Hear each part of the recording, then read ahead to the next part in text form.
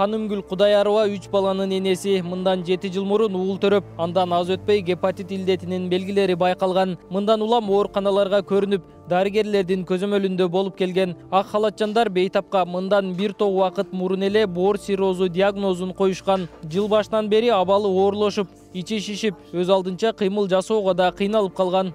Ошодон бери оор акыбалда жүрдүм. Амбулаторный лечение кылып жүрдүм. Анан азыркы абалым. Өзүңүздү кандай сезесиз? Азыркы абалым оор акыбал менен келгенмин бул жерге да. Отек, температура, одышка менен келгенмин. Бул жерде ошо чолпончайдын жардамы менен ошол жерде калып жатып калдым. Кудайга шүгүр. Ошончалык. Бул дарттан арылуу бир гана операция жолу менен болот. Боорун Индиядан алмаштырууну пландагандыктан ага чоң суммадагы каражат керек болууда. Үй бүлөнүн мындай каражатты чогултууга дарамети жетпей турат. Андыктан кайрымдуу жарандардан жардам сурашат. Ошол эми элге азыр кайрымдуулук фонду буларга кайрылуутабыз. Ушу элден жардам сурабасак бизде азыр көп суммада акча жок болуп атат. Ошого кандай десем, ушу көптү көрсөкөл болот дегенде элден жардам сурап ушу пересадка кылдырайлы деп чечтик да акыры.